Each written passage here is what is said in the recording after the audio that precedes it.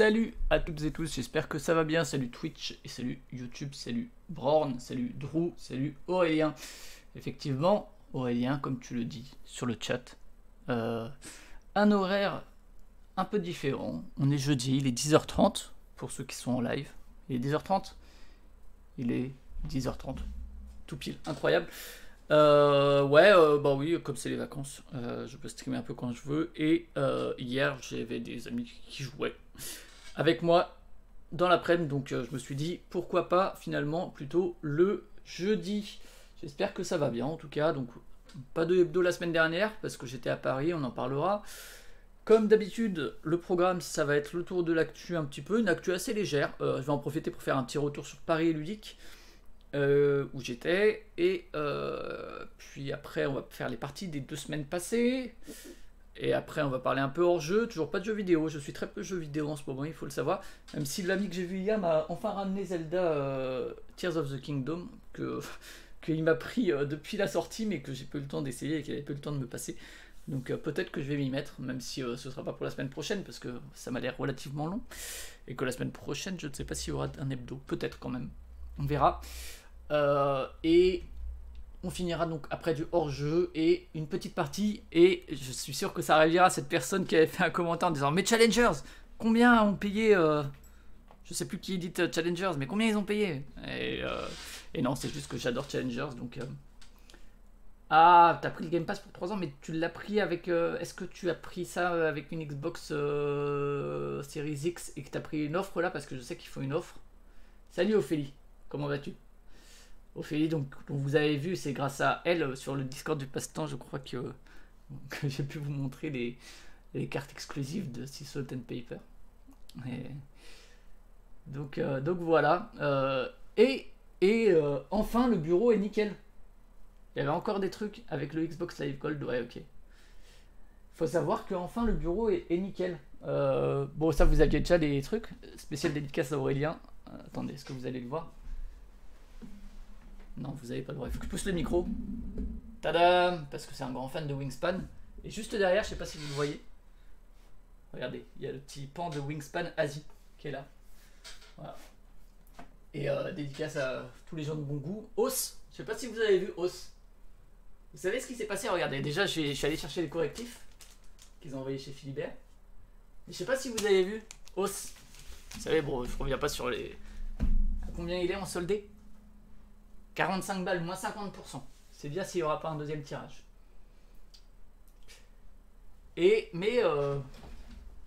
Ouais, sinon avant la partie il y avait plein de bordel. Là, regardez, c'est... Alors, faut en profiter parce que c'est... Bon, là, c'est le bordel parce que c'est les jeux dont je vais vous parler. Mais sinon, regardez, le sol est propre. Enfin, propre, il l'est toujours. Mais surtout... Ouais, il est soldé sur Philibert à 45,90 €. Et je pense qu'ils mettent les correctifs. Parce que ça, c'est pas souvent que c'est comme ça dans mon bureau, hein, faut le savoir. Jusqu'à il y a peu, il y avait encore plein de trucs qui s'empilaient, et je sais pas si vous vous rappelez de l'ancien bureau, mais c'était un peu le bordel derrière. Mais ouais, hausse à 45 balles au lieu de 90 du coup. Donc bon, je ne pense pas qu'il y aura un deuxième tirage français. Et je pense que du coup, ouais, les correctifs sont déjà mis dedans. Ça fait une longue intro, on va passer aux actus. Allons-y.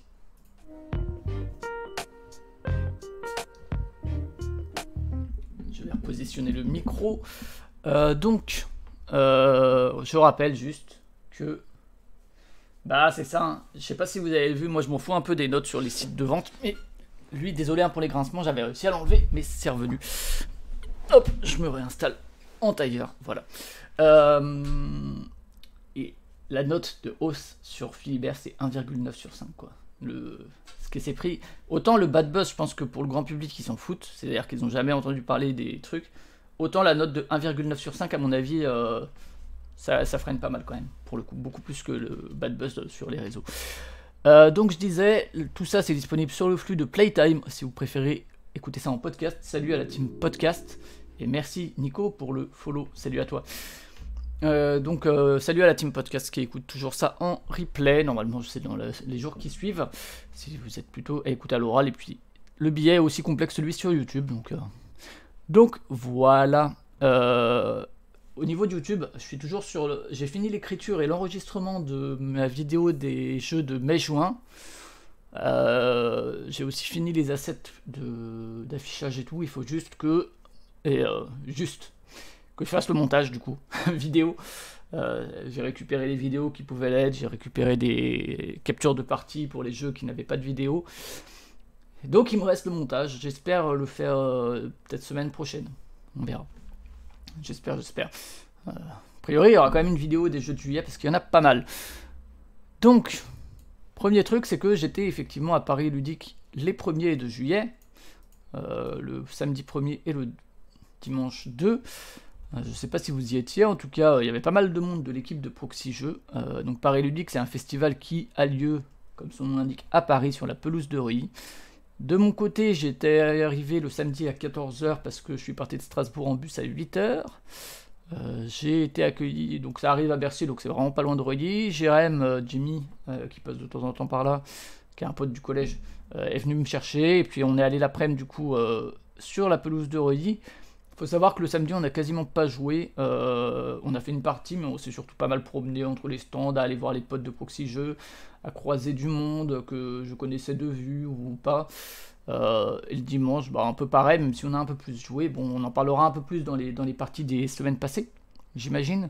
C'était très cool, de manière générale, très sympa, il faisait chaud, Jérémy heureusement avait ramené de la crème solaire, merci à lui, moi j'avais ma casquette, mais voilà, pour le reste du corps, je n'avais pas de casquette.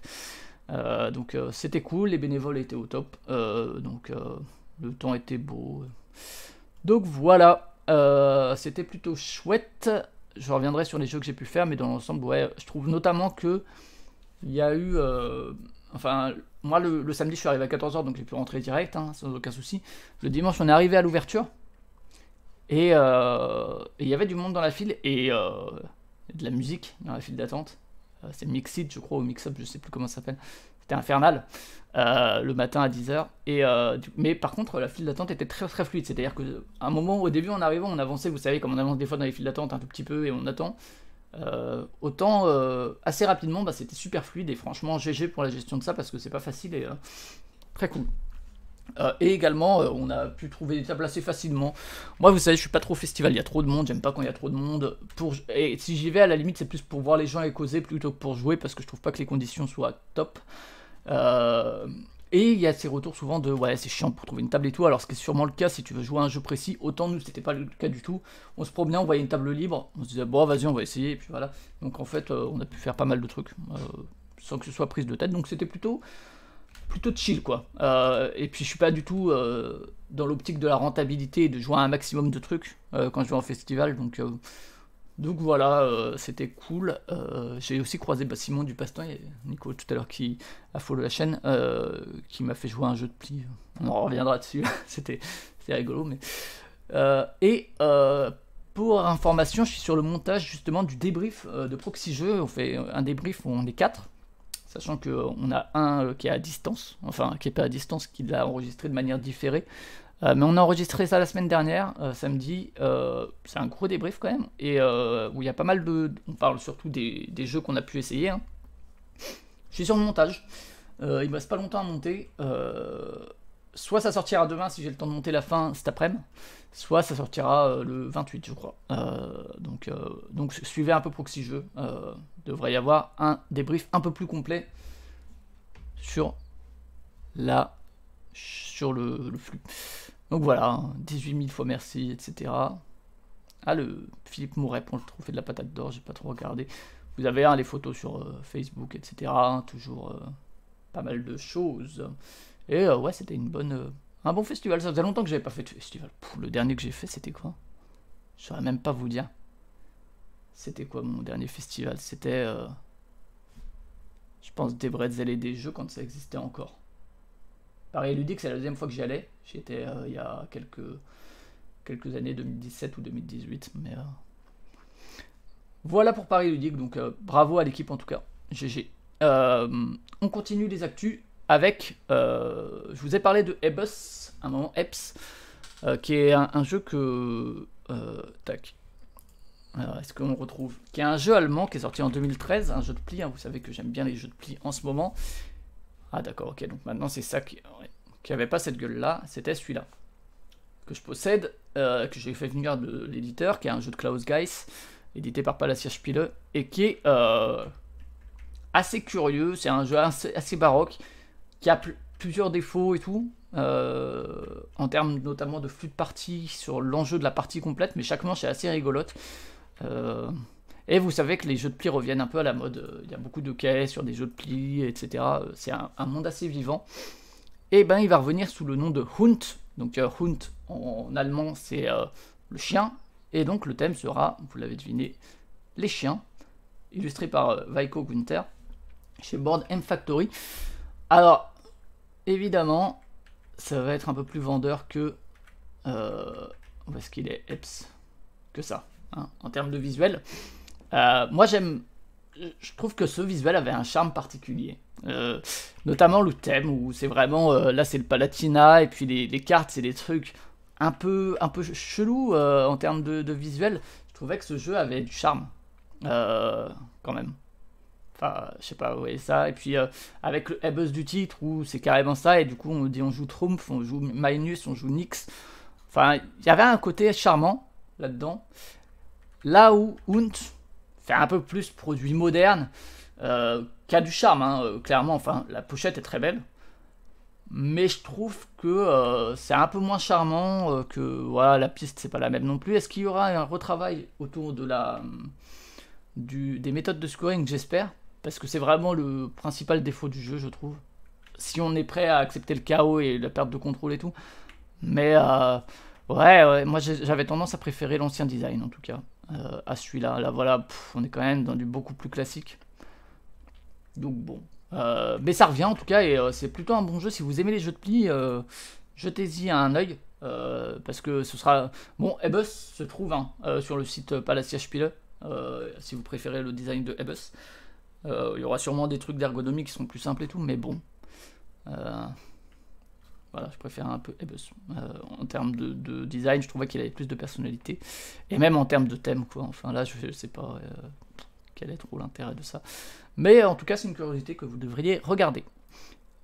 On continue toujours sur BGG avec un journal d'autrice. Vous savez que de temps en temps, il y en a certains qui m'intéressent.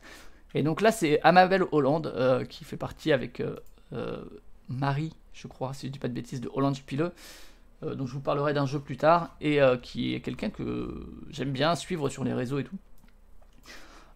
Et donc qui a fait Keiju Table Battles, qui a une cover incroyable, et qui en fait est une variation autour de Table Battles. Voilà, vous voyez là, ça attaque, c'était ça qui est sorti en 2020, qui réimplémentait Table Battles à la base, qui était ça, qui est un peu plus, hein, voilà. Et donc vous le voyez que c'est une autrice transgenre, puisque ça c'est son ancien nom, et aujourd'hui les noms sont publiés sous Amabel Holland, évidemment. Tac. Et donc aussi importante de ce point de vue là, puisqu'il n'y en a pas tant que ça, et qui n'hésite pas à faire également parler du fait qu'elle soit transgenre sans hésiter. Et donc ça c'était le 2017, ça réimplémentait ça, qui était un jeu de 2016. Donc voilà, un jeu à deux. Alors là, vous voyez bien qu'on n'est pas dans le même genre de visuel, hein, même si c'est stylé de ouf aussi. Qui sont des petits jeux et tout. Et donc celui-là, je trouve la cover assez ouf, personnellement. Ça, là aussi, ça a une identité très forte. J'aime beaucoup en tout cas. Donc c'est Will Alambré, je sais pas, ou Alambre. Salut Nico, j'espère que tu vas bien. Je sais pas qu'est-ce que cette personne a fait d'autre comme art. Will Alambré. Escape from Hades, c'est lui qui a fait aussi ça. Ok, Dinosaur Gorge, ça je suis assez curieux aussi. Regardez-moi ça. Et donc, je trouve ça intéressant parce que il y a le côté un peu bon, le jeu reste le même mécaniquement, mais il y a le côté comment cette passion pour les kaiju, donc qui sont ces espèces de grands monstres japonais, et la relation entre cette personne donc, qui fait partie Amabel de la communauté queer, et ces souvenirs que ça appelle. Il y a vraiment tout un côté plus d'où ça vient. Voilà, avec vraiment ça. Je suis une petite fille, je sais pas encore que je suis une fille, avec des troubles autistique qui ne le connaît pas, et j'ai kiffé tous ces films là. Donc elle cite plein de petits de films de justement Giant Monsters, hein, c'est comme ça qu'on les présente. Et donc comment est-ce que petit à petit Table Battles, enfin même le jeu précédent, je sais plus comment il s'appelait, mais est devenu Table Battles, puis Dinosaur Table Battles, sachant que c'était donc une des plus grosses ventes de Holland Spiele a priori, je connais pas. Hein. Et donc voilà, il y a tout ce truc là, avec, je trouve ça assez cool. En termes de histoire, en tout cas, moi j'aime toujours bien les journaux d'auteurs-autrices. Et comment est-ce que ça fait appel au vécu de la personne. Là, finalement, comment un jeu Table Battles qui pourrait paraître abstrait a tourné vers un jeu plutôt autour des dinosaures, puis vers les kaiju, comment tout le vécu et l'évolution de la personne amène en fait à faire évoluer tout ça. Je sais pas exactement comment ça se joue, je vous le cacherai pas. Je sais pas si c'est mon genre de jeu, mais voilà. Après, de manière générale, Amabel Holland et Holland Spiele font des jeux intéressants. Si ce n'est réussi, en tout cas, à chaque fois, il y a quelques curiosités et ça peut. Donc, vous voyez que c'est un long journal d'autrice, hein, voilà, avec l'évolution de tout ça.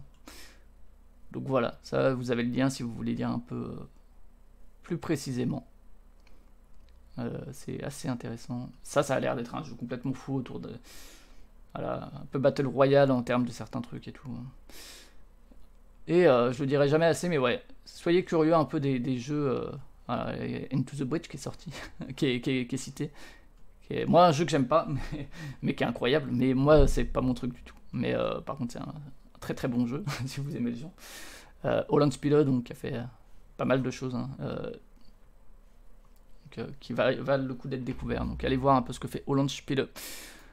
On reste sur BGG parce qu'il y a, je sais pas si vous aviez suivi les BGG Artist Series qui existaient depuis un certain temps, donc c'est la 8ème série là, qui sont en fait des revisites de certains jeux, enfin des illustrations de certains jeux par d'autres artistes du monde ludique.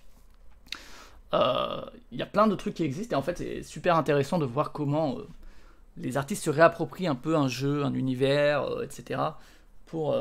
Ouais, mais je comprends. Hein. Moi, je pense que c'est vraiment un super jeu. C'est juste que ça pardonne pas l'erreur. C'est vraiment un jeu presque abstrait et que moi, j'aime pas trop. Même si tu peux faire des rollbacks et tout, c'est un pur puzzle, quoi. La BO de Ben Pontier est incroyable.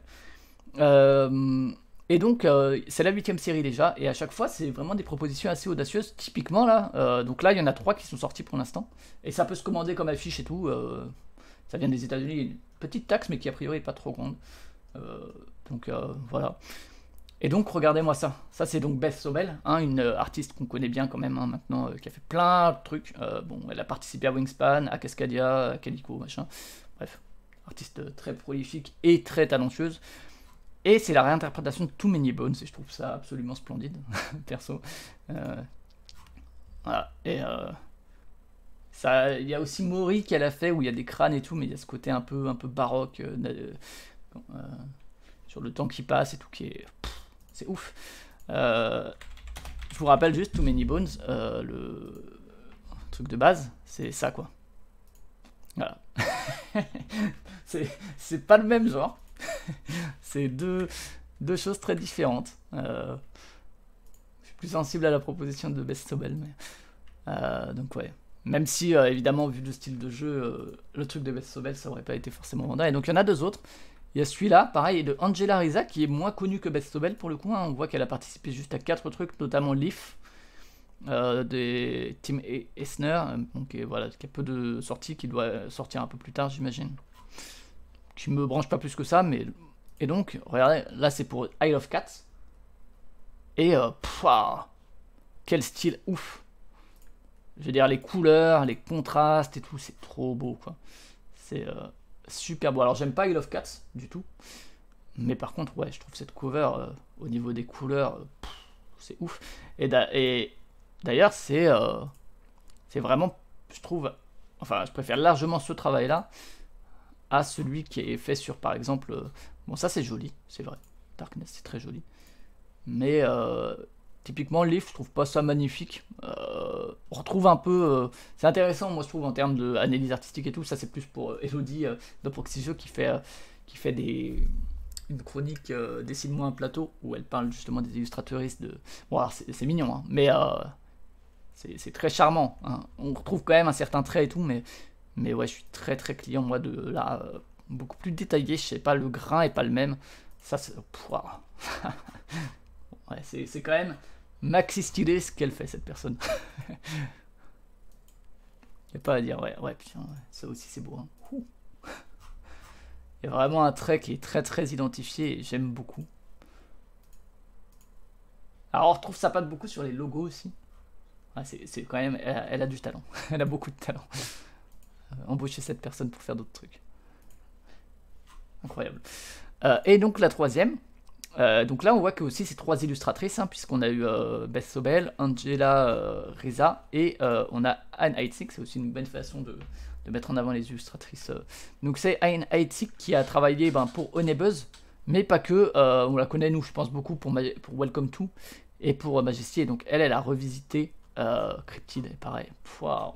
En fait ce qui est ouf, c'est que regardez. Wow. C'est que pour le coup là, enfin par rapport à Welcome To, alors moi j'aime beaucoup la cover de Welcome To et tout, je trouve ça vraiment charmant. Majesty je suis un peu moins fan au niveau de Night Dream, c'est une très belle cover aussi. J'aime beaucoup le trait sur Welcome, mais ouais, ça aurait été une couve de ouf. Bon j'aime bien la couve de Cryptid aussi hein, pour le coup. Et donc c'est ce travail là qui l'a un peu inspiré à l'embaucher. Et pourtant c'est pas le même style, hein. Enfin on retrouve un peu le côté fond comme ça, mais c'est vraiment c'est très joli aussi ça. Honey-Buzz m'intéresse pas du tout, mais Cryptid je trouve la cover de base assez stylée aussi hein, personnellement. C'est Kwanchai Moria qui est aussi ouais bon c'est quand même enfin j'aime bien le trait effectivement en termes de composition, c'est beaucoup plus joli comme ça. Waouh, ouais je suis d'accord quand même. Y a pas à chier. Même si j'aime bien encore une fois la cover de Kwanchai Moria, mais moi j'ai pas cette version là. Si, je crois pas. La version française, elle est pas comme ça. Hein. Ah oui, non, c'est pas la même, c'est ça. J'aime bien aussi la VF, voilà, qui est cool. Mais bon, ouais, je préfère quand même effectivement ce travail-là qui est là avec le truc en impression et tout, c'est assez ouf. Et ce qui est très cool du coup de voir ce travail, donc bon, suivez un petit peu les. Il y en aura d'autres. Hein, ça se commande, hein, comme dit, hein, si jamais vous voulez décorer votre appart ou votre maison avec ça, ou juste soutenir les artistes. Je sais pas exactement comment ça se passe au niveau des fonds, mais ouais, c'est trop cool en fait de voir deux choses. D'un côté, comment certaines artistes, en l'occurrence, arrivent à s'éloigner de ce pourquoi on les connaît. Alors, Beth Sobel, pas tant que ça. Enfin, ça reste dans son truc. Et puis même finalement Angela Reza. Mais ça, Analytics, il n'y a pas tellement de ces travaux, en tout cas que je connaisse, qui rappellent ça. Et donc il y a ça qui est passionnant, je trouve, comment est-ce que. Enfin, ça permet de mettre en valeur le fait qu'ils ont un talent absolument fou et qu'ils sont capables de s'adapter. Et ça peut donner des idées, je pense, à certains éditeurs pour se dire ah ouais, en fait, t'es capable de faire ça, waouh, et ben vas-y, on travaille ensemble. Et d'un autre côté, l'autre truc que je trouve passionnant, c'est comment se réapproprier certaines œuvres et certaines ambiances, certains jeux illustrés par d'autres pour en faire un truc qui ait une autre personnalité. Et ouais, en général, enfin, vous pouvez aller voir les autres, hein, de manière générale, c'est toujours très très joli. Je sais pas d'ailleurs où est-ce qu'on peut les voir, les BGG Artist Series. Artist Series. C'était la 7 par exemple, voilà. Toujours des trucs très cool. Hein. Voilà, là il y a Paléo. Il y avait, je sais plus ce qu'avait fait Vincent Dutray. Et ouais, je trouve ça vraiment splendide quoi. Regardez-moi ça, ouais. Alors en fait, souvent tu te dis, waouh, mais les gars, je voudrais ça comme Raid for the Galaxy. Je sais que c'est Cyrus qui l'a celui-là, mon grand fan. Je veux dire, ouais, ça donne vraiment envie de se dire, waouh, ça a tellement plus d'identité que la plupart des trucs où il faut que ça se vende. Ouais, Paléo, elle est cool aussi, c'est Jackie Davis. Pandémie, waouh, mais regardez-moi ce Pandémie. Par Andrew Bosley, incroyable. Everdell par Dutray, quoi. Regardez, en plus, c'est ouf parce que c'est pas tellement caractéristique de ce qu'on voit en général chez Dutray, qui a déjà montré qu'il était capable de faire plein de trucs. Mais c'est pas des couleurs ou des compositions qui sont trop habituelles chez Dutray, et waouh, c'est magnifique. Terra Mystica par Weberson Santiago. Through the Ages, waouh. Medusa Dollmaker qui a notamment fait la cover de Art Society. Brass Birmingham par Mélanie Tremblay. Ouais, hein, c'est ouf, hein. Regardez-moi ces Quacks of Quedlingbourg là. Les charlatans de Belcastel. Tellement stylé. Eclipse, ouais, je suis un peu moins fan, mais ok. Mais en tout cas, tous. Ouais, regardez Route, quoi. Bon, j'avoue que je préfère Kyle Ferrin en vrai. Là, c'est Ryan Locat qui l'a fait, mais je préfère le travail de Kyle Ferrin, mais. Dominion, waouh. Voilà, c'est chargé. Hein. C'est Kyle Ferrin, waouh. C'est chargé. C'est pas forcément ce que je préfère comme travail de Kyle Ferrin, mais c'est toujours plus stylé que le travail sur Dominion. Regardez King of Tokyo par Miguel Coimbra. Wingspan, bon, Wingspan est une très belle cover, mais celle-ci aussi est vraiment stylée. Bon, je vais pas toutes les faire, hein, mais. Chris Williams, donc l'illustrateur maison de Plan B, avant de Philo. Patchwork. Regardez ça. Nayad, waouh. C'est ouf. Size, waouh. Ça aussi, hein. Ce Size là, waouh. Alors que Size est magnifique de base, hein, mais. Mais ouais. Dead of Winter, ouais, je suis un peu moins fan. Ça, c'est le Zumico. Terraforming Mars. Bon, on dirait un peu On Mars pour le coup. Terraforming Mars, je trouve. Ah là là, ouais. Ah là là, ce Gloomhaven. Par Anka Gavril. Waouh. C'est trop stylé. Donc le Race for the Galaxy qui paraît. Pouah. Yanotool. Mec. Sacrément talentueux. C'est quand même autre chose que la cover qu'on a. Salut Kat. Qu'on a en vrai, quoi. Gloire d'Odin, pareil, ça change des. Pour Weberson Santiago, ça change des trucs à l'allemande qu'on peut avoir. Takenoko, c'est magnifique. Waouh. Ouais, moi j'ai juste envie de remplacer, d'avoir des éditions spéciales des jeux avec ça. C'est trop beau. C'est trop stylé, Seven Wonders. Enfin bref, il y en a plein. Donc voilà, moi je trouve toujours ça. Regardez Blood Rage. Ça aussi, c'est du trait, ça aussi. Regardez, c'est du trait, quoi. Alors autant on voit une filiation avec celle d'Everdell, autant c'est assez éloigné du truc de. Bah c'est ça en fait, c'est parce que les jeux doivent se vendre en fait. Donc si tu fais des trucs trop tranchés, ben ça se vend pas.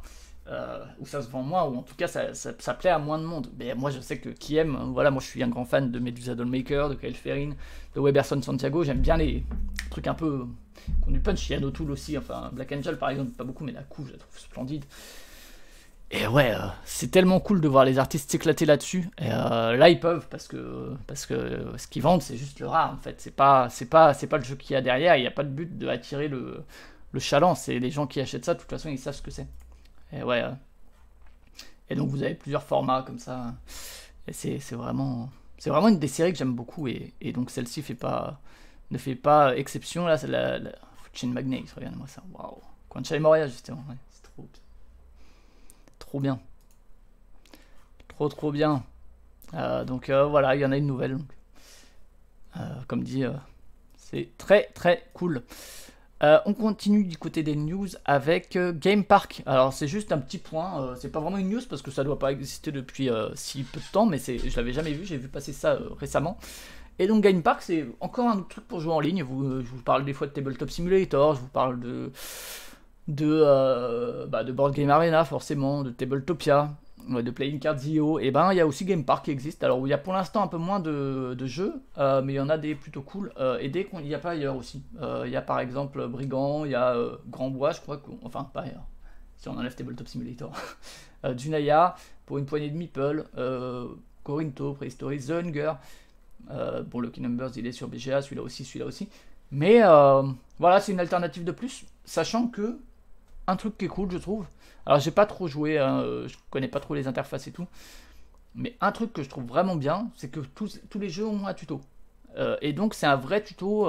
Alors, sur BGA aussi, il y a quelques tutos qui sont faits par la communauté. Mais bon, bon courage à eux, parce que s'installer sur un truc où vraiment BGA ou tabletop, il y a vraiment un côté cannibalistique. Je sais pas si ça se dit cannibale, tout court. Vraiment monopolistique en tout cas. C'est pas facile, mais je trouve que ouais, déjà au niveau de l'interface, bah, c'est un peu mieux que BGA, hein, on va en parler après, mais regardez-moi ça. Enfin BGA, voilà, l'interface ça fait vieux de ouf. Ces derniers temps, je trouve que le truc rame. Là, l'interface est beaucoup plus moderne, je trouve. Ça manque un peu de nom d'auteur ou d'autrice, mais surtout, ouais, donc il y a des tutos en fait. Et les tutos, bon, alors, parfois ça rame un peu et tout. Mais, bah, et ça a gardé, tiens, ça a même gardé ma partie. Incroyable. J'avais commencé un tuto pour voir comment ça marchait. Donc là, on peut zoomer avec la molette. Bon, comme dit, il y a certains éléments, je pense, qui sont en 3D et tout, qui font que c'est un peu, parfois un peu, ça rame sûrement un peu plus que BGA. Mais voilà, il y a ce petit tuto, ce qui n'est pas, enfin, pour tous les jeux. Et bon, il y a Expédition, il y a plein de, voilà, et puis à chaque fois en français et tout. Donc voilà, il n'y a pas autant de jeux que sur BGA, mais c'est pas forcément un mal. Je trouve que sur BGA aujourd'hui, il y a une offre tellement grande qu'en fait, qui va surtout pour jouer avec des potes, à part pour les jeux qui marchent vraiment, où il y a vraiment tout le temps du monde, genre Lucky Numbers, etc. Mais il y a trop de jeux pour que vraiment, enfin, la plupart des jeux ne sont pas joués de manière constante, parce que voilà, quoi, il y en a trop et plus tu diversifies l'offre, il n'y a pas assez de gens pour que sur chaque jeu il y ait vraiment. Mais ça, les jeux multi-PC le connaissent, hein. Enfin, voilà. Là, le fait qu'il y ait un peu moins de jeux, bah, ça permet peut-être de trouver plus facilement. Je pense qu'il devrait continuer. Ah, carrément au moment du confinement, ah ouais, donc c'est vraiment pas nouveau. Bah, moi, je l'ai découvert du coup ces 2 dernières semaines. Mais n'hésitez pas du coup à y faire un tour, c'est bien qu'il y ait des alternatives, toujours. Moi je suis toujours pour qu'il y ait le plus d'offres possible, que ce soit en termes de plateforme, en termes d'édition, en termes de boutique. Donc ça existe, c'est bien que BGA n'est pas un monopole. Ils ont augmenté le prix de leur premium et tout, c'est des choses qu'ils peuvent faire s'ils ont le monopole. Ils peuvent se permettre aussi des trucs qu'on peut regretter parce qu'ils ont un monopole. Donc c'est cool que ça existe. Il y a des tutos, c'est une bonne chose. Il n'y a pas trop d'offres, je trouve que c'est plutôt aussi une bonne chose. Donc voilà, c'est Game Park. Et on parlait de BGA, donc les jeux arrivés sur BGA ces derniers temps, il y a eu Timeline Twist, que je n'ai pas essayé. Moi je suis pas un grand fan de Timeline, je vous l'avoue. Double Connect, qui a priori est pas inintéressant. Moi j'aime bien Double hein, dans l'ensemble, mais c'est a priori assez différent. Bunny Kingdom, alors ça j'ai fait une partie quand c'était pas encore sorti. J'avais trouvé ça assez quelconque, ça s'était sorti après King Domino et c'est plus ou moins le même type de scoring. Et par contre ça rajoute plein de couches et tout, c'est un Garfield à rejouer, mais j'avais pas trouvé ça merveilleux. Ça on en parlera, je trouve ça très bien. Expédition autour du monde. Flume, je connais pas, ça m'a l'air d'être plutôt un jeu abstrait. Et puis après des jeux comme ça, ouais, Conan, Sagani, pas Conan de Fred Henry, hein. Ne pas confondre. Challenger, je crois qu'on en était à peu près là la dernière fois qu'on avait fait. Et du côté des jeux en bêta, il y a l'île des trains. Attention, ce n'est pas, je crois pas que ce soit du tout lié à The Isle of Cats. Hein. Il y a Isle of Sky. The Great American Fox Hunt. J'avoue que le titre me vend pas du rêve, du tout. Mais bon, je connais pas. Durac, bon, il y a beaucoup de jeux de cartes qui sont arrivés. Hein. Jeu traditionnel russe, l'écarté, qui est un jeu de pli à deux. Le Schnapsen, le meilleur jeu à deux de pli qui existe avec Jekyll vs Hyde, le Schnapsen. C'est incroyable, jouer au Schnapsen. Ça se joue à deux et c'est fou. Tout and Jack aussi, Nap, c'est un jeu de pli. Le Rami, Exit Strategic Trike, connais pas. Il y a beaucoup de jeux en fait qu'on connaît pas. Regardez-moi tous ces jeux de cartes. Ticket gagnant, voilà. Crypt, et je crois qu'on en était à peu près là. Donc voilà, plein de choses nouvelles sur BGA. Passons à ce qui est sorti sur Proxy Jeux depuis la dernière fois. Il n'y a qu'une chose qui est sortie depuis, c'est les chroniques de juin. Comme dit, il devrait y avoir l'épisode Paris Ludique. Peut-être demain. Je vous le garantis pas. Mais les chroniques de juin 2023, les dernières chroniques de l'année, où il y a les gens qui partent, qui ont annoncé qu'ils partaient, et Paul Gara notamment. Je crois que c'est la seule qui l'annonce dans cet épisode. Il me semble. Et où moi j'ai participé pour Autour du jeu avec BenoFX. On a parlé de Micro Macro Crime City, avec plein d'œuvres autour de Micro Macro, et notamment des bonnes idées de Ben que j'aurais pas pensé tout seul. C'est ça qui est cool quand on est à deux, c'est que notamment tout ce qui est le côté un peu Big Brother, ça c'est pas Micro Macro, c'est Hidden Folks, Truman Show et plein de trucs qui sont découlés de ça et que moi j'avais pas pensé. C'est cool, du coup c'est là que c'est chouette d'être à deux. Et sinon vous avez Ludomaniac, la fin de la saison par Matt, qui était très cool. J'ai trouvé cet épisode là spécifiquement, alors c'était une chouette saison de toute façon, mais cet épisode j'ai trouvé ça trop drôle parce que elle donne des petites anecdotes de ludomaniaquerie qui étaient vraiment très cool. Erwan a parlé des extensions, enfin a fait un mot sur les extensions. C'était présenté avec Cargo. Il y a eu C'est l'histoire d'un jeu où pour sa dernière chronique, donc Hammer aussi, je crois, annoncé qui partait sur les réseaux. Ils ont parlé de Grand Austria Hotel, qui est un jeu cher au cœur de Paul Gras, un de ses jeux préférés de tous les temps. Hammer l'aime bien aussi. Très cool aussi, plein de choses à en dire. Pour joueur né, c'est Cyrus qui a parlé du grand méchant monstre, qui avait pas l'air inintéressant. Soliloque a parlé des chroniques d'un vampire millénaire, qui était aussi assez intéressant en termes d'idées. Je sais pas ce que ça vaut, mais ça avait l'air cool en tout cas. Julien, lui, a fait un tour dans la boîte de ce merveilleux jeu qu'est les tours ambulantes, avant que ceci est un jeu, le dernier de la saison, ne soit présenté par Cargo. Sachez que moi j'ai trouvé la réponse. Je le fais pas chaque fois, mais là cette fois, en fait, souvent j'écoute pas. Et enfin, j'écoute, mais je donne pas ma réponse. Que je l'ai ou pas, parce que j'y pense pas au moment où je l'écoute. Et du coup, moi celui-là j'ai trouvé, comme il manquait un peu de réponse, je suis allé lui dire quand même pour lui dire ah écoute c'est bon, j'ai trouvé et tout. Tac. Et donc Paul Gara qui effectivement annonçait en fin d'émission qu'elle quitte Proxy Jeux pour aller vers d'autres trucs. Je pense que vous pourrez la lire ou l'entendre ailleurs dans les trucs à venir. Moi en tout cas j'irai l'écouter ailleurs dès que possible. Mais évidemment c'est quelqu'un, enfin c'est pas la seule qui part cette année et pas de priorisation ou quoi, mais elle est là depuis longtemps et puis c'est vrai qu'elle animait pas mal de trucs, donc big up à elle. Salut Ophélie, merci pour le passage. A bientôt, bon courage, bonne journée. Voilà pour les actus, je vous propose que l'on passe aux parties de la semaine. Enfin des 2 semaines.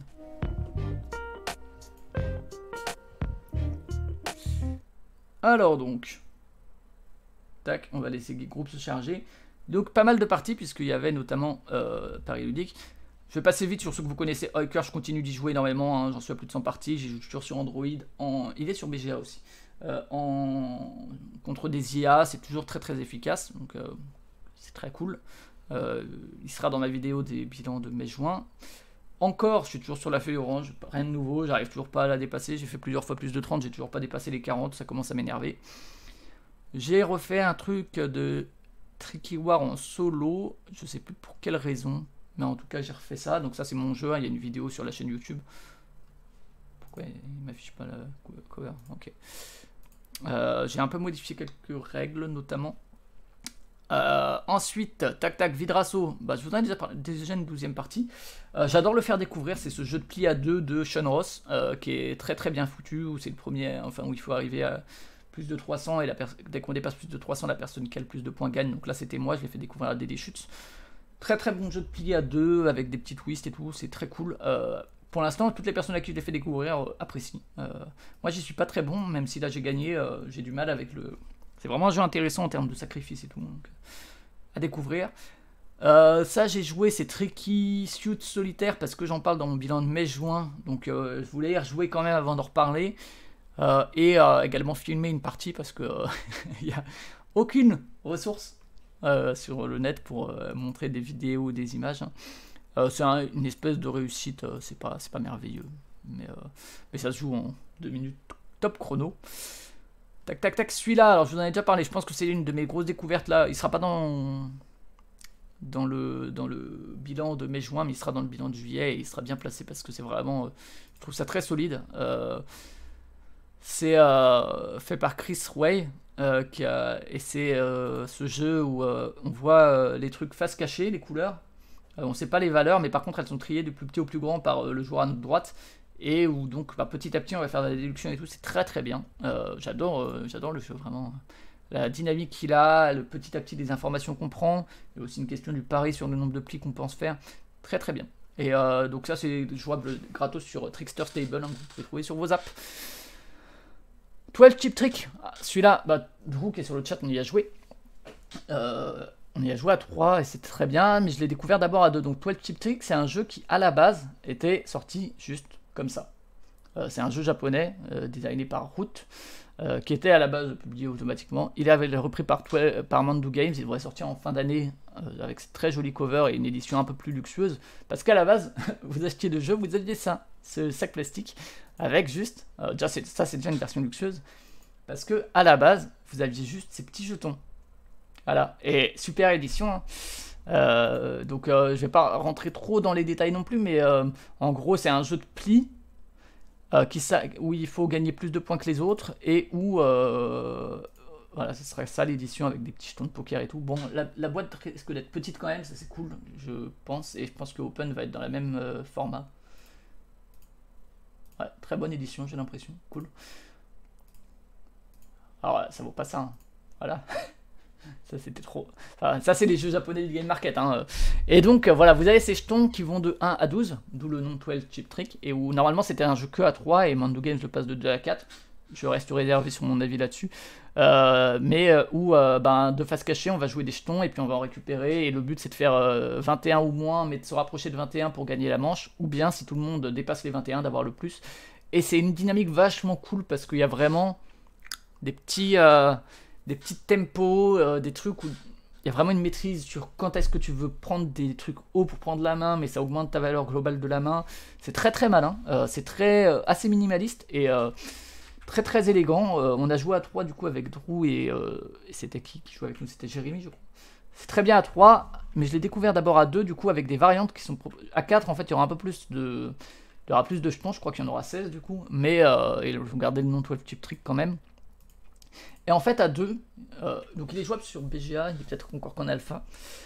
Je sais pas ce qu'il vaut à 4. À 2, en fait, ils ont rajouté un bot. Donc en fait, c'est comme si on jouait sur...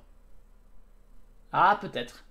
Ah ouais, mais en même temps, t'en as pas tant que ça des jetons. Donc en fait, je pense que tu peux avoir les 4 retournés, tu vois, comme ça, tout le temps. Je pense que ça va. Du coup ouais en fait il rajoute un bot, donc en fait tu joues quand même à 3, sauf que le bot du coup il tire ses jetons, je crois qu'on les empile. Alors sur BGA ils sont pas empilés, mais je crois qu'en vrai on les empile et puis on les dépile petit à petit, donc on sait un peu les couleurs, mais c'est tout. Bon c'est vraiment histoire de dire qu'on peut y jouer à 2, mais c'est vraiment mieux à 3 quoi. Enfin en gros il joue quand même à 3, je trouve que c'est vraiment une façon de... C'est pas si pire, enfin le jeu reste quand même cool dans sa dynamique à 2, mais bon... Voilà, je trouve que c'est une façon de faire qui est pas folle quoi. Ah oui, faut un Standy, ouais, t'as raison. Schnapson, la découverte de l'année, je vous ai dit un des meilleurs jeux à 2, je l'ai fait découvrir à Cyrus, il a bien aimé. Et pourtant il aime pas trop les jeux à 2 de cartes, de plis comme ça.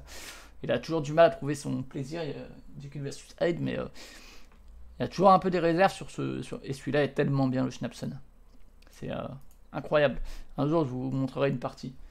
C'est tellement malin, tellement intelligent, avec tellement peu de choses. C'est brillant. C'est chiant à expliquer, mais c'est brillant. Allume-feu, je l'appelle toujours allume-feu. Feu de camp. Tinderblocks. Il n'y a toujours pas la version Matago, son truc. Qui est dans cette petite boîte d'allumettes. Et qui est un des jeux d'empilement, d'adresse, qui est vraiment cool. Et j'ai beaucoup rejoué là. Là, c'était la 4ème partie. On y joue de temps en temps à 2. Vous voyez, on enchaîne plusieurs parties, mais on a rejoué hier à 3 ou 4. Et on a même joué, on est allé manger un burger, on a joué sur la table après. Et ouais, c'est un bon jeu d'empilement, franchement. Enfin, c'est assez classique, c'est pas merveilleux en termes de contraintes, ça manque un petit peu de ce point de vue-là. Mais franchement, moi j'aime bien ce genre de jeu, je suis nul, sachez-le, que ce soit avec qui je joue, je finis toujours par être éliminé en premier. Mais c'est rigolo et surtout, il y a une vraie forme de mise en scène du fait des couleurs qui est cool. Donc ouais, bonne recommandation quand même de ma part aussi. Sea Salt and Paper, voilà. Toujours, on continue d'y jouer. Pauline essaye désespérément de faire les 4 sirènes parce que moi j'ai réussi. Je le mets à l'endroit, je le mettais à l'envers parce que le dos est dans l'autre sens. Alors, regardez, tadam, petite dédicace de Théo, merci à lui. À Paris Ludique justement. Et ouais, toujours aussi bien comme jeu. Tac, ça on a vu, ça on a vu, ça on a vu. Challengers, on en parlera un peu plus en détail tout à l'heure. Hein, je vous ferai une partie. toujours très cool. Du coup, comme il est arrivé sur BGA, ben, j'ai pas mal joué. Jérémy est tombé dedans à 100%. C'est un chouette, toujours aussi cool. Hein. Bon, ça manque le côté ambiance de tournoi qu'il y a en vrai. Mais la mécanique est toujours aussi cool. J'ai aussi fait une partie en tour par tour et c'est vraiment pas la bonne dynamique pour Challengers. Qu'est-ce qu'on a d'autre? Tac tac tac, là c'est les trucs sûrement, voilà, là c'est les trucs que j'ai fait dans le bus pour aller à PEL, en plus de lire Picsou. Boss Star Nothing, je vous en ai parlé. Alors il y a un truc nouveau dans Boss Star Nothing, c'est que j'y ai joué en vrai avec ma mère et mon frère, et faut savoir que sur l'appli Trickster Stable il est que à 4, et à 3 il y a vraiment une dynamique différente, et qui était intéressante en termes de score à viser pour marquer des points. J'ai bien aimé en vrai, mieux que sur l'appli, parce que sur l'appli je trouve que les choix sont assez évidents et tout, enfin c'est un peu le cas, mais je sais pas, comme souvent avec ces jeux, hein, il y a un charme qu'il n'y a pas dans une appli hein, quand on tape le carton, et évidemment, bon j'ai pas la vraie boîte, hein, j'ai joué avec un jeu de cartes classique, puisqu'il faut juste des valeurs de 1 à 11, mais les cartes sont tellement ouf. Si j'arrive à le trouver un de ces quatre, pas trop cher et à peu près dispo, je trouve les cartes, c'est un des trucs qui revient très souvent sur Boss Star Nothing, c'est son, bon déjà le logo, mais même ouais, les cartes qui sont assez dingues en termes de présentation. Il y a là aussi une vraie patte artistique qui est assez ouf. Donc on va l'avoir juste pour ça, et parce que c'est un bon jeu quand même dans l'ensemble, hein, enfin j'en ai fait beaucoup de parties, mais ah, regardez-moi ces cartes quoi. Incroyable. Mais un jeu à découvrir, je trouve aussi. Ça. Du coup, après, on a joué avec, comment s'appelle-t-il, avec Jérémy et des gens anonymes à Stop Me or Let Me Go, qui devrait sortir chez Kiff Edition. Sur les jeux de Paris Ludique, je vais peut-être pas m'y attarder trop. Allez écouter l'épisode de Proxy Jeux. C'est pas pour faire chier, c'est juste que, comme je l'ai déjà dit chez Proxy Jeux, je vais beaucoup me répéter. Je risque en plus de me répéter un peu dans mon bilan de juillet. C'était pas mal, petit jeu de guessing, problème d'édition à mon avis, enfin il faudrait le retravailler parce que beaucoup de manip pour le genre de jeu et des problèmes de lisibilité, mais dans l'ensemble c'est un genre de jeu que j'aime bien, qui apporte pas énormément, il y a un petit twist qui est intéressant, les illustres de Maud Chalmel sont cool, donc voilà, c'est cool, mais à voir s'ils arrivent à trouver une édition qui permette un peu plus de fluidité dans le jeu. Et du coup, le soir, en fait, on a fait que ce jeu-là, ce jour-là chez Paris Ludique. Enfin, chez Paris Ludique. Salut à lui. Et puis le soir, donc je dormais chez Jérém. Merci à lui pour l'accueil. Et on a pu faire quelques jeux, plus que la journée. On a fait découvrir Kites à Cécile, qui ne connaissait pas, donc qui s'accompagne. Toujours très bien, toujours très cool à faire découvrir. On a gagné sur le fil. Donc Kites, hein, ce jeu de Matago. Vous avez un jeu du mois dessus. On en parle avec Cyrus. Très très bon jeu de l'année. On a joué aussi à... je vais vous montrer, tiens, une dédicace que j'ai eue aussi. Hop, c'est celle sur District Noir. Je suis allé me faire dédicacer également. Hop, sur le stand de Spiral par du coup Vincent Rocher. Très cool. On peut un peu causer avec Mathias aussi de Spiral. Du coup, on a parlé pas mal de petits trucs. Donc, Chili Dice, il est par là. Ouais. C'est une version que Jérémy a parce qu'il avait bien accroché, du coup il l'a eu pour son anniversaire. Et c'est un petit jeu de dés assez cool, typiquement du Yahtzee où tu as en moyenne 3 relances par tour, mais sauf que en fait tu as 30 relances dans la partie et pour marquer 10 fois des points, donc en fait tu es très libre et ça change vraiment la dynamique en fait. Le fait d'être très libre et de pouvoir relancer autant que tu veux, c'est vraiment cool. J'aime beaucoup ce jeu moi personnellement. Champion. C'est Théo Rivière qui m'a un peu hypé dessus en disant qu'il avait bien kiffé. Champion donc de L'Artinchon, donc de Grégoire Larget. Grégoire c'est, je vais vérifier quand même. De Grégoire Larget, Franck Critin et Sébastien Pochon. On ne sait pas par qui c'est illustré, c'est en interne je crois. Et chez Repoprod, ce jaune pétant, avec ce monsieur qui rappelle un peu la famille pirate. Et donc un jeu... qui est pas mal, qui reprend pas mal de trucs existants, qui reprend notamment le système d'embranchement de Left Right Dilemma qui est intéressant, qui était pas ouf dans Left Right Dilemma, qui crée des débats, et non pas aujourd'hui des déchutes, pas aujourd'hui, hier j'ai joué le mercredi donc je ne pouvais pas.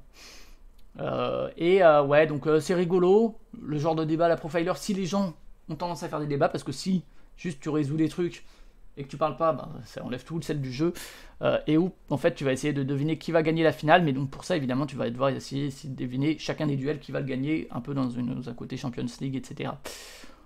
Donc bon, ouais, c'est pas mal, c'est déjà vu, déjà joué.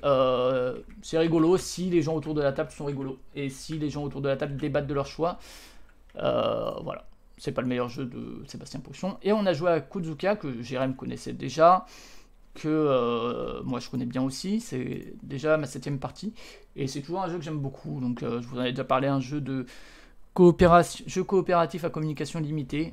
On a gagné tout juste au jour 6, donc sur 7, toujours avec, comme on faisait découvrir à Cécile, le mode facile. Voilà, on gagne toujours, mais pas tant que ça, quoi. Du coup, Ghost Stop. Ah, mais. Celui-là, il faut que je le remplace. Ah non, ok, en fait, celui-là, il faut que je le supprime. Parce que du coup, en fait, je m'étais rendu compte que le proto, c'était Ghost Stop, qui est un jeu, en fait, qui est référencé en 2005. Voilà, c'est pas un nouveau jeu, hein, de Taiju Sawada. Voilà pour la première journée de PEL. Ensuite, bah là, du coup, c'était à nouveau Ghost Stop. Et on a donc joué à Expédition. C'était ma découverte du jeu, qui est un vieux jeu en fait. Hein, bon, il est sorti chez Super Meeple là cette année, mais en fait, c'est un vieux jeu que Drew avait présenté dans un ludopif qui est Safari Park. Non, c'est Safari Grand Safari. Voilà, qui a été réimplémenté comme Expédition, pas au pluriel. Et donc c'est un jeu de 85 quand même. Et franchement, et donc Expédition, je crois que c'était en 95 ou 96. C'est ça, 96. Et donc là, ressorti en 2023, c'est un très bon jeu. Il est arrivé sur BGA, comme dit. Moi, j'en ai fait 3 parties. 1, 2 parties. Ah non, parce que j'en ai aussi fait une sur BGA, je crois, justement, pour voir. C'est très cool, c'est toujours très pertinent en 2023. Il y a plein de vraiment d'interactions qui se font par les mécaniques, mais sans que ce soit des mécaniques d'interaction, mais juste les choix que tu fais vont pousser à l'interaction. C'est très très bien. C'est vraiment cool. Il y a plein de références à des jeux de société sur le plateau. Il y a juste un gros souci pour moi d'édition, je m'attarde pas dessus parce que j'en parlerai chez Proxy Jeux, mais en gros, il y a trop d'infos à retenir et trop peu d'éléments qui permettent de les retenir, notamment pour les objectifs communs, alors que ça aurait été possible sans trop de difficultés. Et moi, je trouve que il y a un problème de rythme dans le jeu qui fait que si vraiment à chaque fois tu veux vérifier si tu as validé des trucs, il faut que tu attendes entre chaque tour un petit peu le temps de vérifier, et je trouve que ça casse le rythme, là où c'est un jeu qui mériterait un rythme vraiment, vraiment soutenu. Et également, il y a un peu trop de combos pour moi, et de trucs où à un moment tu peux vraiment faire un coup. C'est cool le côté satisfaisant des combos où tac tac tac t'enchaînes des trucs, mais d'un autre côté ça pousse à se dire où est-ce que je peux faire 5 coups au lieu de 4. Et moi je sais que j'aime pas trop ça, ça peut provoquer un peu d'analysis paralysis. Donc ça c'est un petit truc de ressenti que moi j'aime pas, tandis que le défaut d'édition, qui est vu comme tel, hein, enfin c'est pas un défaut du fait d'une non-volonté, je pense, c'est le jeu il a été prévu comme ça, est un peu plus grave pour moi. Mais voilà, c'est quand même très bien. Ici, qu'est-ce que c'était? Potage sauvage. Donc potage sauvage, jeu de pli, on a joué à 4, qui devrait sortir là chez Yellow courant juillet, qui est en fait une réimplémentation de Too Many Cooks, qui est un jeu de 2002 de Rainer Knizia, alors que moi on m'a dit que c'était une nouvelle sortie, mais en fait pas du tout. Et ouais, donc c'est très cool, illustré par Jérémy Fleury. C'était un peu un traquenard, moi j'attendais Jérémy et Thibaut qui devaient finir de leur partie et pour aller jouer avec d'autres gens, et en fait pendant qu'ils finissaient sur le stand de Yo, on me dit ouais, tu veux pas venir jouer parce que en fait c'est mieux si on est 4 au lieu de 3, et en fait le jeu est quand même annoncé pour 2 à 5. Dans ce cas là, bon voilà quoi, mettez-le pas à 2 ou 3 si vous proposez d'être 4 sur le stand pour l'essayer. Voilà, je pense qu'à 3 il marche, à 2 effectivement je pense qu'il est moins intéressant. C'est un jeu de pli assez cool où il s'agit de faire sa petite soupe en mettant des ingrédients et les collectant grâce à des phases de pli. Qui était chaud devant à l'époque, waouh. Trop. Et du coup, en 5 manches, on va essayer de récolter des trucs qui nous font des points, sachant qu'à chaque manche, on va secrètement et simultanément choisir un objectif qui va nous dire ah ben à cette manche-là, les pommes te font gagner des points, tandis que les bottes t'en font perdre. Et donc tu essayes de gagner des plis où il y a des bottes, où il y a des pommes, et pas ceux où il y a des bottes. Et il y a 5 manches comme ça, et on est obligé d'utiliser nos 5 objectifs, donc à la fin on n'a plus le choix. Et ouais, plutôt sympa en termes de dynamique. Il y a notamment de la concurrence si on choisit 2 fois si on est plusieurs à choisir le même objectif, sachant que comme on le fait simultanément, on ne le sait pas. Et également, ouais, c'est un jeu de pli aussi un peu particulier du fait que C'est pas un jeu de pli où on fait un tour et puis on voit qui a gagné le pli en suivant la couleur. C'est un jeu de pli où il faut suivre à la couleur, sauf si quelqu'un joue une botte, parce que dans ce cas-là, de toute façon, la soupe elle est niquée, donc on peut jouer ce qu'on veut dedans. Mais sinon, il faut suivre à la couleur si possible. Et en fait, à chaque fois qu'on joue une carte, eh ben, on rajoute la valeur de cette carte à la somme qui existait sur les cartes déjà jouées. Donc par exemple, si je joue un 2, je dis 2. Derrière, l'autre personne joue un 4, ça va faire 6. Et dès qu'on atteint 10, la personne qui atteint ou dépasse 10 prend le pli. Sachant qu'il y a des petites cartes qui permettent de retourner à 0, il y a des cartes qui valent 0. Donc pas mal de petits trucs comme ça permet quand même pas mal de petites... Enfin j'aime bien moi. Après bon, c'est un jeu de pli, j'aime beaucoup. Mais ouais, bonne découverte. Donc en fait j'ai été pris dans un traquenard que j'ai apprécié. J'étais ravi de le découvrir. Je pense que c'est le jeu que j'ai préféré de Paris Ludique. Donc très cool. Schnapson, Almost Innocent. Donc après PEL, moi je suis allé chez Paul Gara qui m'a gentiment reçu et on a joué à quelques jeux, notamment qu'on a découvert à PEL. Il y a Almost Innocent dont je parlerai là aussi et Dédé en parlera également, le présentera dans les retours sur PEL, qui est dans l'univers d'Hidden Leaders, qui moi me faisait peur, qui est mieux qu'Hidden Leaders, qui n'a rien à voir avec Hidden Leaders, surtout en termes de jeu. Et c'est un jeu de déduction coopératif, sachez-le. C'est le petit twist parce qu'en termes d'infos à donner aux autres, c'est ça qui va permettre un peu de donner des infos spécifiques. C'est pas inintéressant. Qui se base sur une grille comme ça, où on essaie de trouver un coupable, une victime, l'arme du crime et compagnie à la Cluedo, en posant des questions. Et en fait, on va poser une question, par exemple, je crois que ça va être genre, combien de bleus j'ai là, dans cette colonne? Et donc, chacun va répondre pour les autres, parce qu'ils ont chacune, on a la résolution des autres. Et donc, petit à petit, comme ça, on essaie de déduire un peu chacun sa solution. C'est malin, ça va, c'est pas mal. Moi, la déduction, c'est pas mon truc parce que trouver un peu les indices les plus pertinents, j'ai beaucoup de mal. Sachant que c'est ça qui est intéressant. C'est tiens, bah, si je donne cet indice, alors peut-être que moi il va pas me servir si je pose cette question, mais ça va beaucoup servir aux autres. Donc, et moi, ça, je suis nul, faut le savoir.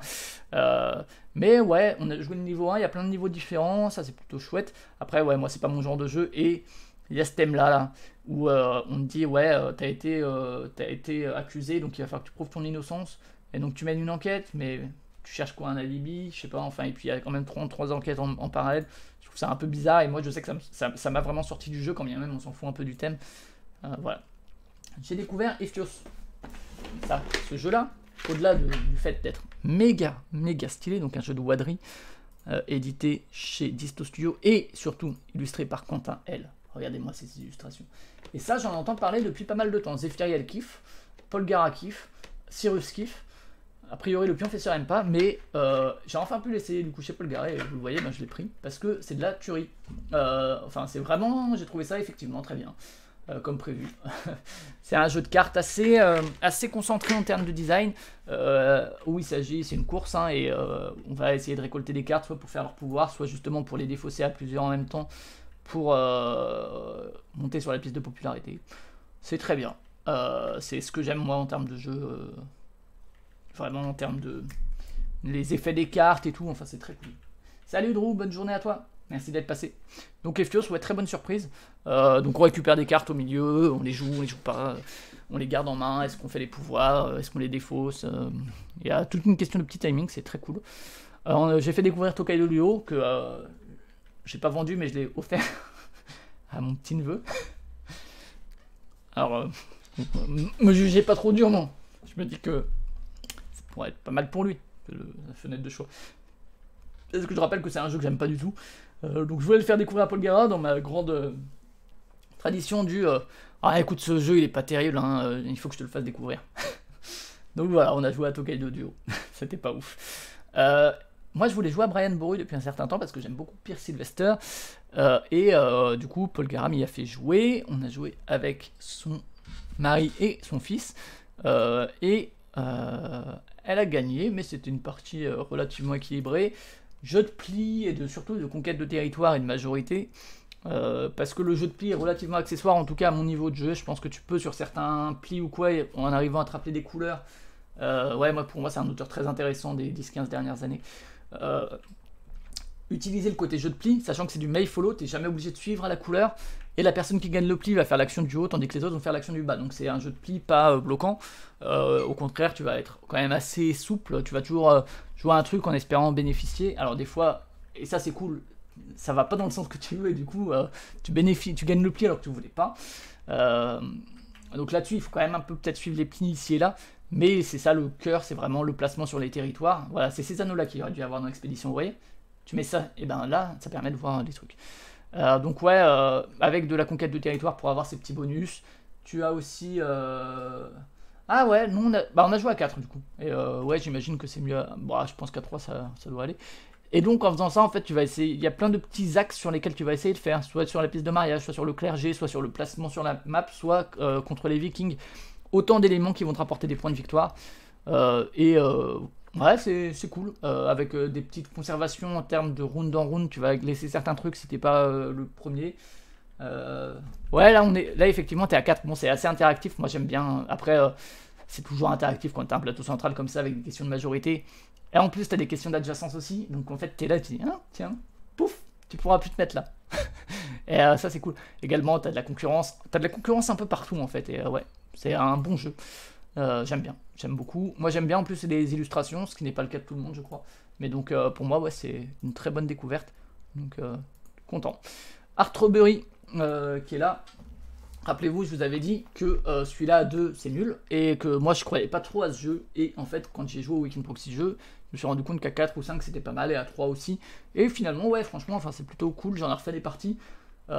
Plutôt une bonne surprise. Je suis content. Je choisis pas à 2, mais sinon c'est plutôt chouette, un Knizia. Donc, je vous en ai déjà parlé, mais c'est plutôt très simple à expliquer et mieux que ce que je pensais quand j'ai joué à 2. Donc, ça c'est cool. Toujours chez Paul Gara, on s'est couché tard, on a joué à Seikatsu que je connais, qui est sur BGA, qui est un... jusqu'à 4. Vraiment. Qui est un jeu qui est à jouer à 3 en vrai. Jouez-y à 3, pas à 4, pas à 2 ni à 1. Vous pouvez jouer à 1 ou à 2, mais tu perds vraiment beaucoup du sel, qui est un petit jeu de pose de tuiles. Et surtout de ce que les Américains, je trouve, appellent du shared incentive, où en fait, dès que tu vas poser un truc, ça va avantager potentiellement une des deux autres personnes. Et tu vas faire du petit scoring pendant la partie. En faisant des adjacences entre les oiseaux. Donc, par exemple, si lui vient d'être posé, ben, il est à côté d'un oiseau pareil, donc il va marquer 2 points, lui plus ça. Tandis que si c'est lui qu'on vient de poser, il va être à côté de 1, 2, 3 oiseaux pareils, donc ça va faire 4 points. Donc il y a un petit peu de scoring comme ça en cours de partie. Mais il y a aussi du scoring à la fin de la partie selon, cette fois, les espèces de lauriers, ou enfin de couronnes qu'on voit autour, où tu prends la couleur majoritaire dans la... Ça c'est des petits jokers. Tu prends la couleur majoritaire dans la ligne et tu marques un certain nombre de points selon une échelle. Mais vous voyez que quand on pose un truc, bah en fait on peut favoriser la ligne de quelqu'un d'autre. Et c'est ça qui est vraiment le cœur du jeu. Et moi j'aime beaucoup Seikatsu. C'est un jeu que je trouve très très élégant. Un jeu de perspective, voilà, parce qu'en fait on compte selon la perspective qu'on a. Et je trouve que c'est un très bon jeu, Seikatsu, notamment à 3. C'est très très élégant, il y a beaucoup de tension, il y a beaucoup d'interactions avec pas grand chose, je trouve très très solide si vous avez l'occasion d'essayer. Je leur ai fait découvrir 535, qui est pour moi un des jeux de défauts que je préfère. Je crois que là la première partie, Tonio a perdu immédiatement, ce qui est une chose qui arrive dans 535, c'était déjà arrivé aussi, c'est pas les meilleures parties. La deuxième a mis un peu plus de temps. Il y a quand même, c'est un de mes jeux préférés de découverte des derniers mois, je trouve ça super élégant, je vous en ai déjà parlé plein de fois, j'en ai fait beaucoup de parties. Il y a quand même, et c'est dans toutes les configs très bien, il y a quand même le fait comme ça qu'on puisse faire énormément, alors ça arrive jamais quasiment à 2, qui est quand même un peu problématique et c'est quand même arrivé plus d'une fois, donc je sais pas comment pallier à ça. Peut-être faire des parties en plus de points, j'en sais rien, mais ça reste un chouette jeu, découvrez-le aussi si vous pouvez. Pin Combi Trio, je vous en ai déjà parlé, c'est ce jeu qui n'est pas très bon mais qui est très drôle à faire découvrir, où notamment la notion de trio, vous savez, où c'est la valeur entre on joue 3 cartes et c'est la valeur entre chacune des cartes qui détermine la puissance du trio. Donc par exemple 34, 36, 38, c'est un trio où il y a 2 de chaque, 2 d'écart entre chacune des valeurs. Et ben pour le battre, il faut faire un trio où il y a plus de 2 d'écart, même si c'est 13, 16, 19, il y a 3 d'écart, donc ça marche. Et c'est très brain et c'est très rigolo à expliquer, c'est très rigolo de voir comment les gens sont en train de regarder leurs mains en se disant ouais, est-ce que j'ai le même écart entre mes cartes. Donc c'est très rigolo, c'est trop brain pour moi, c'est pas merveilleux en termes de stratégie et tout. En plus c'est un jeu de défausse tout simple, mais cette mécanique est ultra brain. Mais c'est trop cool à faire découvrir toujours. J'adore le faire découvrir même si c'est pas un super bon jeu. Et on a découvert ça. Hop, enfin je vous parlais de Orange Peel plus tôt. The Field of the Cloth of Gold, le camp du drap d'or, qui est un jeu de donc Amabel Hollande. Qui est un jeu à 2 uniquement, où son idée c'était de faire un jeu, un dry Euro, vous savez, un Eurogame très sec. L'inspiration étant les années 90 un peu. Et je trouve ça vraiment très cool. En termes d'édition, bon, il faut le faire venir du Royaume-Uni et tout. Sur Second Chance Games, vous le trouvez. Il y a quelques petits jetons. Il y a des tuiles dans le sac. Voilà, des tuiles comme ça. Et il y a un plateau qui ressemble à ça. Et les règles, évidemment. Voilà, et c'est tout. Et donc vraiment, et les règles, j'aime bien la cover perso. Enfin, j'aime beaucoup ça, quoi. Mais, et il y a les règles, c'est ça. Donc on est vraiment sur du assez sec. Assez...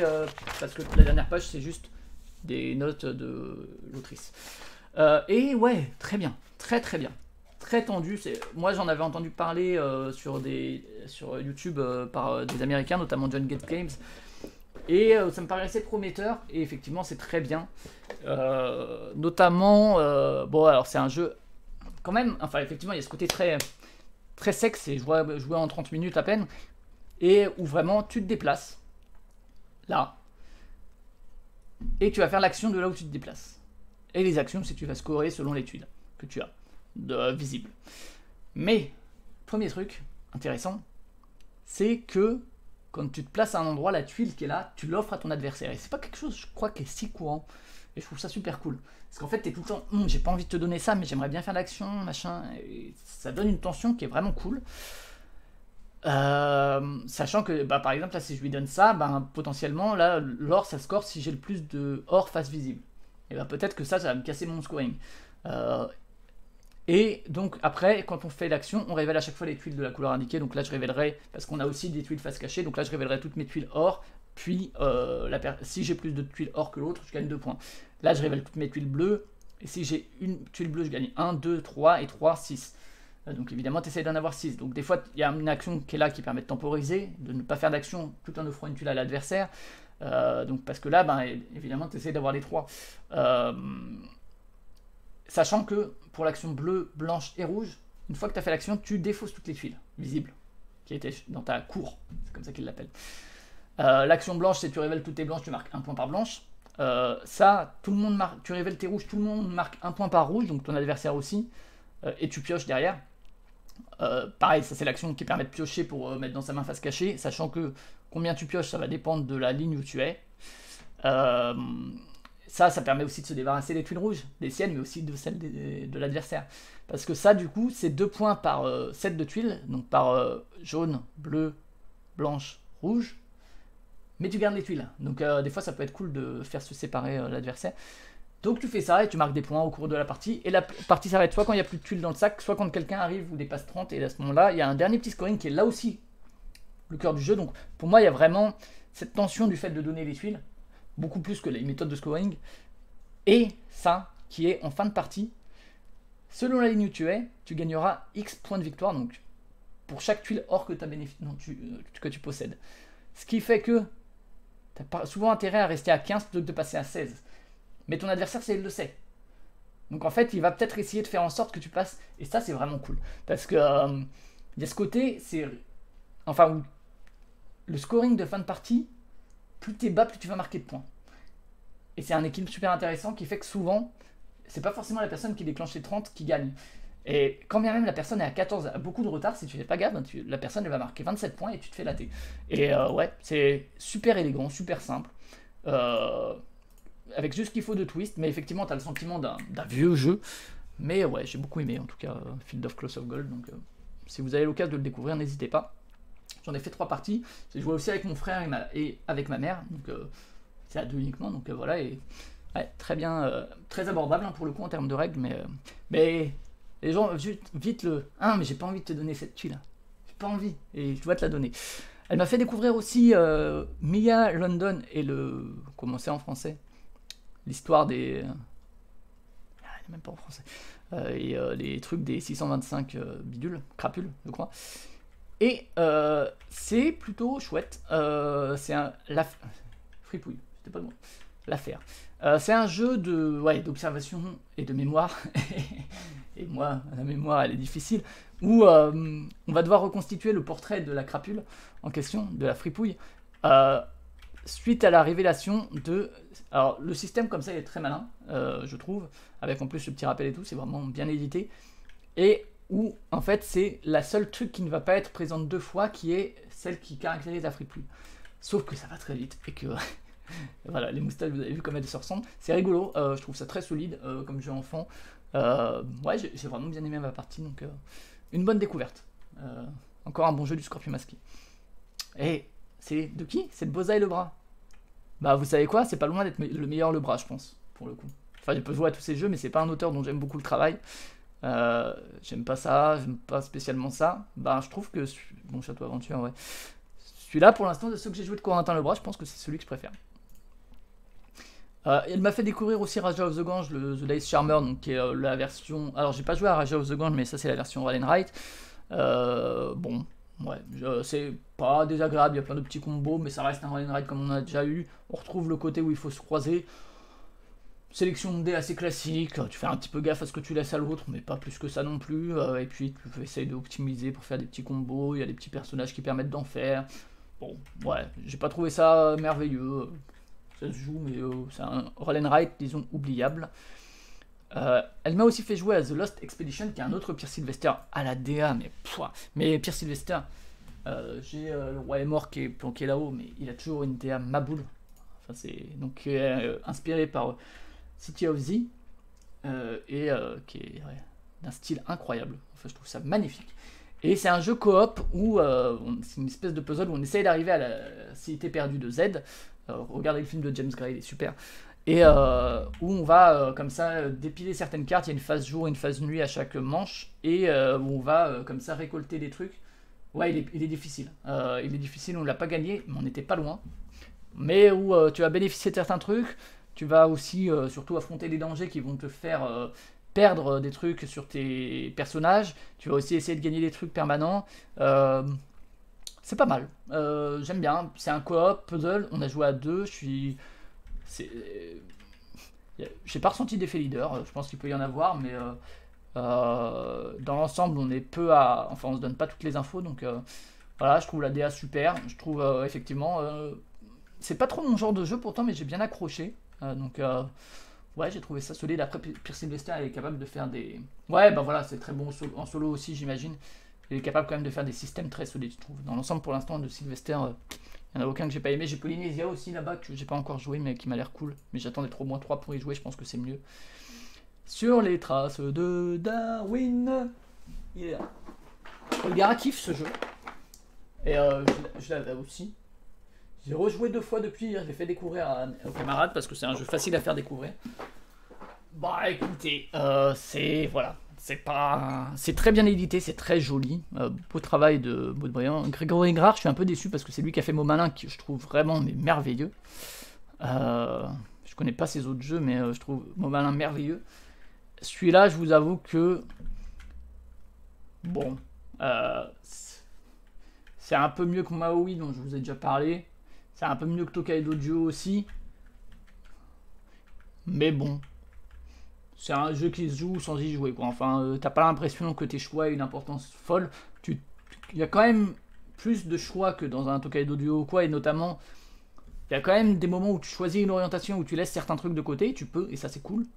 Tu peux laisser des bidules de côté, des stratégies. Parce qu'on va marquer des points. En gros, on fait 12 tours. À notre tour, on prend une tuile, on la rajoute sur notre plateau, on peut en écraser, et pour ça, eh ben, on va gagner des points, soit en récoltant des boussoles qu'on va multiplier par un truc, soit en gagnant des théories, quand on écrase des trucs qui nous font des points selon certains critères, soit en faisant des lignes et des colonnes qui nous permettent de gagner d'autres points, on récupère des guides qui apportent un peu de flexibilité, ce genre de bail. Pas très original en termes de sensations, vous avez déjà joué à ce jeu 100 fois. Il est très bien édité, il est très beau, il y a tout un appendice sur Darwin. Est-ce que ce jeu se vend aux États-Unis? Je ne sais pas, mais il y a quand même, comme dit, j'aime bien le fait qu'on puisse s'orienter sur certains axes et en laisser d'autres de côté. Hier, il y a un pote qui a quasiment énormément écrasé, qui est parti après beaucoup sur... Je crois que c'est ça que j'ai fait avec Paul Gara, je suis parti beaucoup sur boussole fois ça. Donc, c'est pas le pire jeu qui soit. En jeu d'entrée dans le truc, c'est pourquoi pas. Après, ouais, moi, est-ce que je le garderai? Je sais pas, je pense pas, honnêtement, c'est pas mémorable. En termes de système de prise et tout, c'est pas passionnant. En termes d'interaction, il arrive que tu fasses vite fait attention à ce que les autres vont prendre, mais vraiment vite fait parce que tu prends vraiment ce qui t'intéresse plus. Je pense pas que ce soit un jeu qui soit designé pour être méchant, c'est un jeu un jeu à la Cascadia un petit peu. Je préfère quand même Cascadia en termes de choix, alors que je suis pas un grand fan de Cascadia, mais il y a ce côté de ok, allez, un petit jeu de tuiles sans grandes conséquences, et voilà, bon. On a rejoué du coup Expédition à 2, il fonctionne à 2. Elle m'a fait découvrir enfin aussi Faisanerie, qui est un jeu qui est plutôt chouette, de Friedman Friese, avec ce thème incroyable. Alors c'est rigolo parce que pour le coup c'est également pas très original en termes de scoring, c'est-à-dire que on va récupérer des trucs qui vont scorer de différentes manières à la fin de la partie. Voilà. Soit des points négatifs, soit des points fixes, soit des points selon des majorités, machin.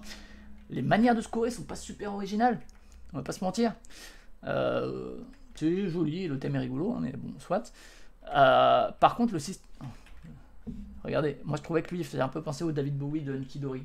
En moins beau, hein, mais voilà. Et il y a juste ce système de déplacement qui est un peu à la patchwork, entre guillemets, où c'est toujours la personne derrière qui joue, qui est pas inintéressant en vrai. Je sais pas, enfin, je saurais pas trop mettre les mots dessus pourquoi. Il faudrait que j'y rejoue, je pense. Mais je trouve ce système. Je sais pas, il y a un truc quand même qui marche bien dans le système. Et qui mène à des choix vraiment assez importants. Alors, quand bien même, effectivement, les méthodes de scoring sont pas ouf, je sais pas, j'ai bien accroché au jeu. Donc, j'aimerais bien jouer. Je le trouve plutôt chouette. Je pense que je le prendrai à l'occasion. Il se joue à 2, mais si vous avez plusieurs boîtes, il peut se jouer à plus. Voilà. C'est un drôle de choix, mais soit. Tricky War, je les ai fait jouer à mon jeu, hein. Forcément, j'ai gagné. C'est pas si fréquent hein, que je gagne Tricky War, mais là en l'occurrence j'ai gagné. Il y a toujours les règles hein, sur BGG, donc n'hésitez pas à y jouer, à l'essayer et à les règles aussi en vidéo sur YouTube. Tac tac tac tac.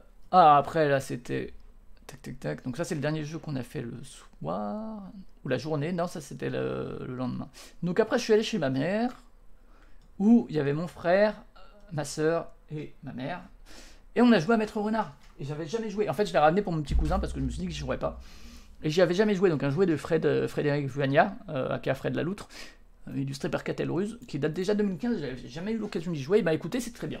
C'est vraiment bien. C'est ce jeu où tu mets des masques et où tu du coup ne vois pas les trucs et il faut récupérer des jetons.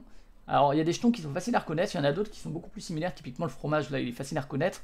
Il y en a qui sont plus difficiles, typiquement là, je crois la vache, le cochon et le cheval, ils sont assez difficiles à reconnaître au toucher parce que donc tu ne vois pas, donc c'est uniquement au toucher, sachant que tout le monde met les mains dessus. Donc évidemment en temps de Covid ce jeu était banni, mais ouais j'ai trouvé ça vraiment bien. C'est malin, il y a un peu de prise de risque, il y a un peu de push your luck, il y a un peu de prendre les autres de court. Il a eu l'As d'or je crois, c'est mérité je trouve, c'est vraiment un bon jeu. Parce que du coup, dès que t'en as 3, tu peux déclencher la fin, et des fois t'as intérêt à le faire même si tu penses pas, parce que tu gagnes des points que si t'as les trucs qui sont demandés ce tour-ci.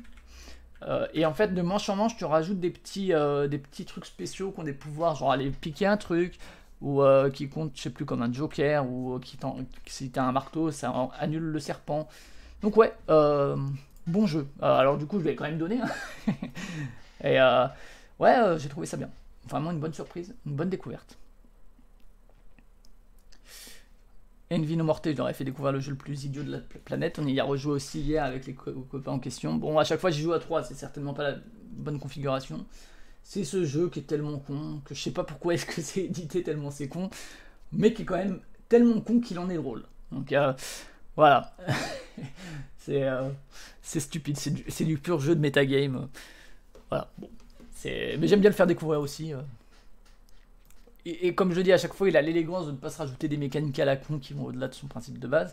On a rejoué, vous voyez que là, mon frère, donc, il a gagné à 1 point, et justement sur les heures de la fin. C'est tac, tac, tac. Donc on a joué à Art Robbery, dont je vous ai parlé plus tôt, qu'ils ont bien aimé, on a joué plusieurs fois. Fuji Flush. Alors celui-là, je pense que j'y avais déjà joué, mais je pense que j'ai joué avec Cyrus. Il faudrait que je retire le fait que c'est new, mais très bon jeu de défausse de Friedman Friese. Que ça faisait très longtemps que j'y avais pas joué et je le trouve très très bien. C'est un jeu de défausse où on a des cartes qui vont de X à X et où si on met une valeur supérieure, les autres sont obligés de refaire leur main. Alors que si tout le monde, si ça revient à toi sans que ta carte est dégagée, ben tu t'en défausses et tu ne refais pas ta main. Et donc le but c'est d'essayer de faire ça jusqu'à ce que tu n'aies plus de main. Mais il y a le twist de si tu mets un 4 et que derrière quelqu'un mettra un 4, ça fait une espèce d'alliance qui fait 8 et où du coup tu peux dépasser comme ça. C'est vraiment bien. J'aime beaucoup ce jeu. Très bon jeu de défausse, assez simple. Pour découvrir le jeu de défausse, beaucoup plus qu'un ping combi trio, il a pas des twists à la con, à part ce truc des additions. Mais ouais, on a fait 2 parties et c'était vraiment cool. Et alors ce jour-là, ma mère a tout gagné, hein, sauf quand elle jouait pas, mais sinon, bah là elle a aussi gagné d'1 point. Art Robbery, on a rejoué. Yokai Septet, c'est sur mon app toujours la version A2 qui est toujours très cool. J'aimerais bien trouver l'occasion d'y rejouer à 4 parce que j'ai beaucoup aimé ma partie à 4, mais c'est un très bon jeu. Jouez-y sur Trickster Stable, c'est toujours très bien. Line-up, c'est pas Line-up les gars, c'est Mind-up. Mind-up, je suis content d'y avoir joué. J'ai joué avec ma mère et mon frère. C'est la première fois que j'y joue en physique. Et j'ai toujours des doutes sur ce jeu. C'est trop cool comme jeu parce que j'adore les jeux où je sais pas quoi en penser. Parce que d'un côté, je trouve ça un peu déjà vu, un peu fainéant, un peu machin truc. Un peu, je me dis, ouais, Maxime Rambourg, vraiment, t'as voulu faire ton 6 qui prend et faire de l'argent en te disant, je vais faire mon petit jeu de cartes facile à vendre. Mais il a quand même un intérêt, je sais pas, enfin, quand j'y joue, il y a ce côté où en plus c'est cyclique et tu réutilises les cartes que t'as posées, que j'aime bien. Et je sais pas, il a quand même un charme, un peu ringard, mais dans le bon sens du terme. Où ça pourrait être un vieux jeu, effectivement, de l'époque du 6 qui prend, mais c'est plutôt un compliment. Ce côté un peu vieillot, je sais pas. Et je trouve ça trop bien d'avoir un jeu comme ça, dont je sais pas trop quoi penser, où je me dis, ouais, franchement, quand même, quoi. Et en fait, quand même, quoi. Et du coup, ouais, je suis content. Et je pense qu'effectivement, on y a joué qu'à 3, mais il marche mieux, beaucoup mieux que sur BGA en vrai. Donc, ouais, je suis content d'y avoir joué en. Et j'ai préféré du coup ma partie en vrai. C'est Zoidberg, je crois, qui aime bien ce jeu. Eh ben, je sais pas. J'ai toujours pas d'avis définitif dessus. C'est cool. J'adore ça parce que souvent, quand même, au bout d'une partie, t'arrives à te faire un avis. Et là, c'est pas le cas et c'est réjouissant. C'est réjouissant. Est-ce que j'ai des nouvelles choses? Voilà, ça c'était la fameuse partie à 2 où j'ai fait vraiment piètre score. Est-ce que j'ai d'autres choses que j'ai joué? Je suis pas sûr. Les traces de Darwin, du coup, on a fait égalité. Et du coup, c'est Pauline qui a gagné au nombre de théories. Mais je crois il y a une des théories qu'on a mal compté, mais c'est pas grave. Potato Man, sur mon appli toujours, ce jeu de Must Not Follow où t'as pas le droit de suivre à la couleur, qui est rigolo, qui est assez limité en termes de choix, mais c'est rigolo pour découvrir le principe du Must Not Follow. 12 Chip Trick, donc on a rejoué à 2, tac tac tac. Open, bah, c'était pour capturer une partie pour ma vidéo qui sortira. Donc j'ai fait jouer Drew et Cyrus et Jérém. Il y avait Cyrus qui connaissait pas. Toujours, ça doit sortir chez Mando Games, s'il vous plaît, gardez-moi cette cover. Faites la même édition que le Chip Trick, mais gardez-moi cette cover, je vous en supplie, quoi. C'est tellement beau. C'est splendide. C'est ce petit jeu de défausse qui est assez malin parce qu'ils vont parier aussi sur la personne dont on pense qu'elle va défausser en premier. Moi j'aime beaucoup. Cyrus trouvait ça un peu trop léger, ce que je peux comprendre. Il y a des moments où t'as pas trop de contrôle. Je trouve ça très malin. Moi j'aime beaucoup la dynamique qui se dégage de ça à 4 parce que je rappelle qu'à 2 c'est de la grosse daube. Et du coup, après, on a fait une partie avec Drew et Jérémy de 12 Chip Trick. Jérémy nous a éclaté, il a fait 3 fois les 21. GG à lui. Ticket to Ride, on a fait pas mal de parties avec Pauline. Ouais, elle a réussi finalement à gagner, mais j'en ai gagné pas mal. Toujours très cool. Du coup, après, j'avais essayé Expédition sur BGA où il y a indiqué les trucs. Sur la carte, c'est tellement plus simple. Bon, c'est pas ultra lisible, mais quand même. Ebus, bah ça, je l'ai capturé aussi pour justement une partie pour ma vidéo, mais j'ai trouvé ça très bien toujours. J'aime beaucoup la dynamique globale qui se dégage de ça. Je rappelle, c'est celui qui va ressortir sous Hunt. Et le Renard des Bois que j'ai pris sur appli. J'avais pas joué depuis janvier. Je suis en train de dérailler au niveau de la voix, mais c'est pas grave. Sur l'appli est plutôt cool. Il y a beaucoup d'animations et tout, un peu dans tous les sens. Et ouais, ça faisait plaisir d'y rejouer. Le fait d'y rejouer pas mal, j'ai refait quelques parties. J'ai trouvé ça assez cool comme jeu de pli à 2. Ça vaut pas un Jekyll vs Hyde, ça vaut pas un Schnapson, mais c'est plutôt malin. Donc je suis content d'y avoir rejoué. Je vous le conseille d'essayer si vous aimez les jeux de pli à 2. Je propose qu'on passe à la partie hors jeu.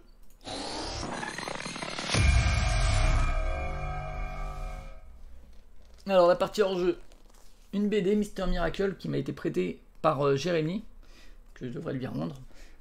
Qui est par Tom King, pardon. Tom King, qui est le mec qui a aussi fait Strange Adventures, dont je vous avais parlé plus tôt dans l'année. J'ai préféré Strange Adventures en termes de structure. En termes de visuel, c'est très cool. C'est un petit peu longuet pour pas grand chose, je trouve. Enfin, on fait vite le tour des propos. C'est pas mal, mais j'avoue que je suis resté un peu insensible à la proposition de ce Mister Miracle, de sa relation au père, etc. De tout ça. Bon. De ce héros qui n'en est pas vraiment un. Il y a le côté un peu dépressif, psychologique, suicidaire qui est assez cool. Et de est-ce que je peux m'échapper de partout? Est-ce que je peux aussi m'échapper de la mort ou de la vie? Donc, ouais, la relation aux frères et tout. Bon, j'ai trouvé ça pas mal, mais pas non plus la relation. Bon, évidemment, ça tourne beaucoup autour de la paternité puisque lui-même va être père dans la BD. Bon, j'ai trouvé ça pas mal, mais pas non plus inoubliable. 2 albums. Et en fait, ça faisait un certain temps, j'ai juste oublié d'en parler la dernière fois. Celui-là, Maps de Billy Woods et Kenny Segal. Billy Woods est vraiment sur une espèce de fil qui déchire. C'est un album de hip-hop, mais assez lofi, assez chill, ce que fait toujours Billy Woods, avec des prods incroyables, des samples de Maboul, des morceaux assez courts, mais ouais, ça va droit au but, c'est vraiment très très très bien. Si vous avez l'occasion, franchement, si vous aimez le rap, il y a celui-là, il y a aussi une dernière, c'était quoi qui était sorti? Il y a Churches qui était sorti et il y a Chops. Il a. Voilà, je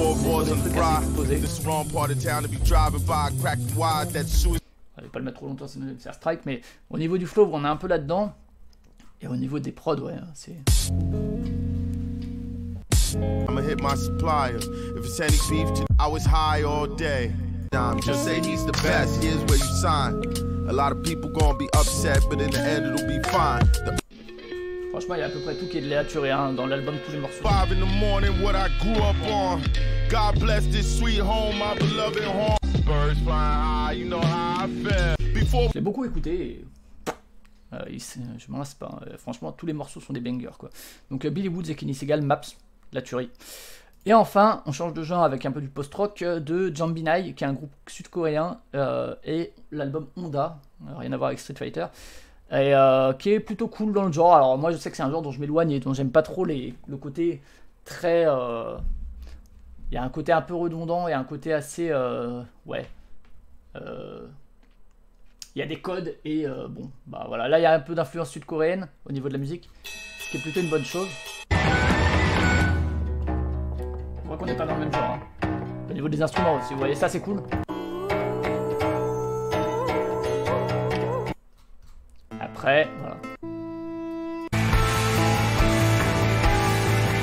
Ces phases-là plus post-rock sont assez classiques. La couve est cool. Si vous aimez le genre, essayez, c'est pas mal. Après, moi c'est plus un genre trop que je suis parce que bah, tout le monde fait du Godspeed un peu. Mais là, il y a quand même le côté Corée du Sud qui est plutôt cool. Écoutez, je vous propose qu'on s'arrête. On fera une partie plus tard. Je voulais jouer à Challengers. On jouera une autre fois. Tac. Je vais essayer de décoller. Sans trop tarder, on passe à la conclusion. C'est pour ça que je me dépêche de parler. Vous avez vu, je parle déjà assez vite en général. Et là, je parle encore plus vite. En tout cas, c'était l'hebdo jeux de société. J'espère que ça vous a plu. Peut-être la semaine prochaine. Ça va dépendre. Je ne sais plus à quelle heure est mon train. Mais voilà. Je vous laisse rapidement. Et je vous envoie en raid vers Mimi qui joue à Dordogne. Tac, à Dordogne, tac, à Dordogne, désolé. Et je vous souhaite une bonne soirée. Sur le chat, n'hésitez pas sur YouTube à saluer les podcasts, bisous. Et sur YouTube, n'hésitez pas à commenter. Si vous avez des actus à me faire passer, n'hésitez pas. Et puis passez une belle fin de journée. À une prochaine. Ciao. Tu comprends? Les vrais clients ont changé. Et qu'on s'en aperçoit à peine, sauf les gens, sauf bien sûr, vous êtes au courant, mais les clients ont changé, je veux dire. Les clients de la télévision, c'est qui? C'est plus les auditeurs. Les clients de la télévision, c'est les annonceurs. C'est eux les vrais clients. Les annonceurs, c'est les vrais clients, il n'y a plus de... Et alors, je disais dans l'édition, ben, il y a un risque, c'est que les vrais clients des éditeurs, ce ne soient pas les lecteurs potentiels, ce soient les distributeurs. Quand les distributeurs seront vraiment les clients des éditeurs, qu'est-ce qui se passera? Ce qui intéresse les distributeurs, c'est la rotation rapide.